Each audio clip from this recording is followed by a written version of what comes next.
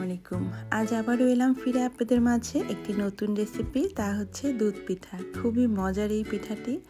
তো শীত চলে এসেছে, আমাদের বাসায় এখন পিঠা খাওয়া শুরু।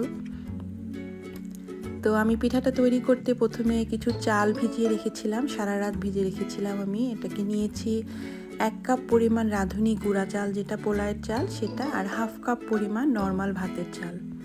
সারা রাত ভিজিয়ে রাখার পরে এখন আমি ব্লেন্ড করে নিচ্ছি। আমি দিয়ে দিলাম 1 চা চামচ পরিমাণ লবণ, হাফ চা চামচ পরিমাণ বেকিং পাউডার, আর দিয়ে দিলাম 1 টেবিল চামচ পরিমাণ অয়েল। দিয়ে পানিটা পরিমাণ মতো দিব, দিয়ে এখন আমি সুন্দরভাবে ব্লেন্ড করে নিব।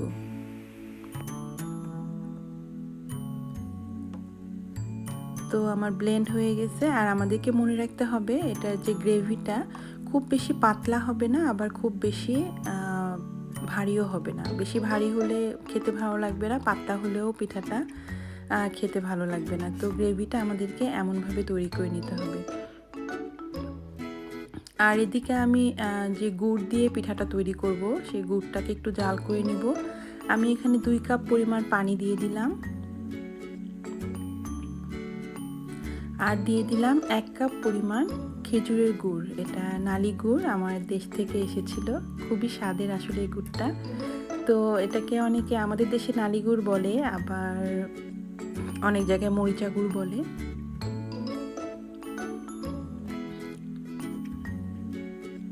ওদিকে গুড়টা পানিটা জাল হতে থাক, আর এদিকে আমি একটু নারিকেল পিঠাটাতে দিব।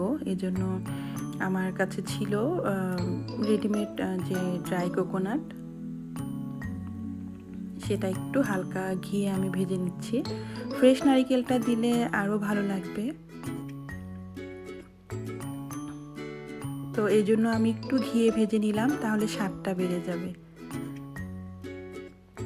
আর এদিকে গুড় আর পানিটা প্রায় আমার হয়ে গেছে জাল। এখন আমি এর মধ্যে নারিকেলটা দিয়ে দিলাম, দিয়ে এখন লো হিটে রেখে দিব। এদিকে গুড়ের পানিটা জাল হতে থাকবে, আর ওদিকে যে আমি পিঠার জন্য আটাটা রেডি করে রাখলাম, এখন আমি পিঠাগুলা ভেজে নিব।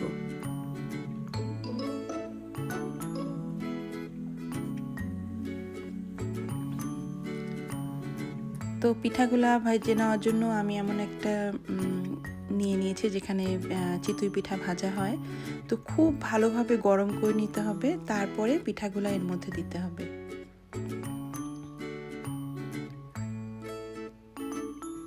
তো পিঠাগুলা দিয়ে আমি 3 মিনিট পরেই নামিয়ে নিব। চুলার ফ্লেমটা মিডিয়াম আঁচে আছে।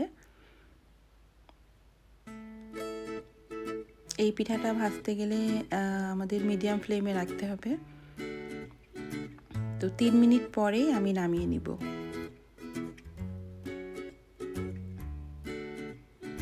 তিন মিনিট হয়ে গেছে, এখন আমি পিঠাগুলোকে নামিয়ে নিচ্ছি। নামিয়ে মানে যতবার পিঠেগুলো ভাজবো, এভাবে গরম গরম অবস্থাতেই আমরা যে গুড়ের পানিটা জাল করে রেখেছি সেটার মধ্যে দিয়ে দিব। ওদিকে গুড়ের পানি কিন্তু আমার একদম লো ফ্লেমে আছে।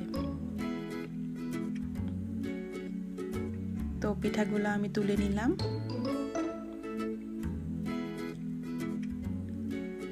আমি গুড়ের পানিতে পিঠাগুলো দিয়ে দিচ্ছি।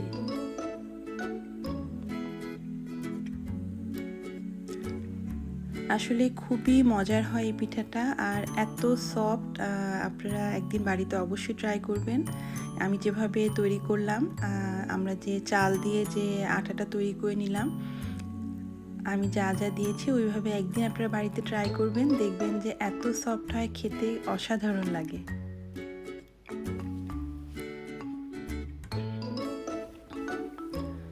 তো সবগুলো পিঠা আমার এখানে দেয়া হলো, আর এখন আমি ঢেকে রেখে দিব প্রায় 1 থেকে 1.5 ঘন্টা।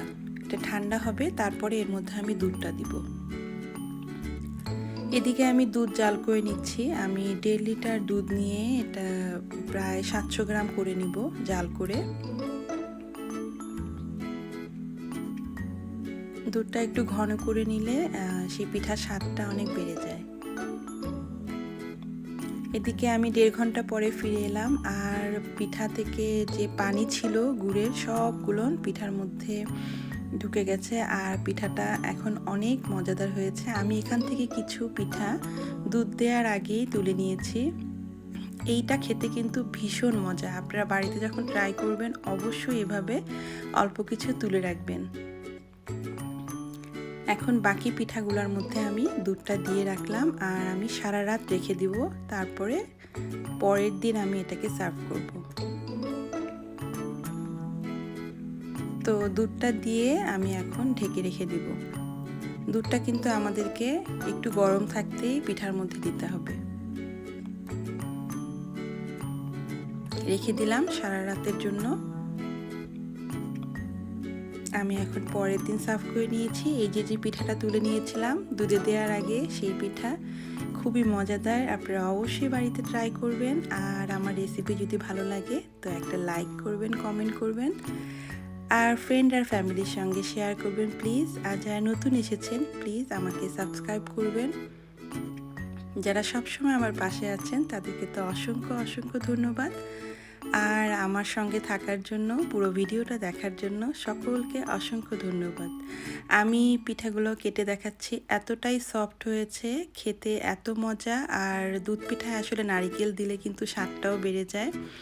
আর আমি যে দুধ দেওয়ার আগে পিঠাটা তুলেছিলাম, আপনারা বাড়িতে অবশ্যই একদিন এভাবে করে ট্রাই করবেন। আর দুধ দেওয়ার আগে কিছু পিঠা তুলে রাখবেন, আপনারা খেয়ে তখন বুঝবেন যে আসলেই খুবই মজার এই পিঠাটি। তো কেমন হলো আমার রেসিপিটি অবশ্যই অবশ্যই আপনারা জানাবেন। সবাই ভালো থাকবেন। আল্লাহ হাফেজ।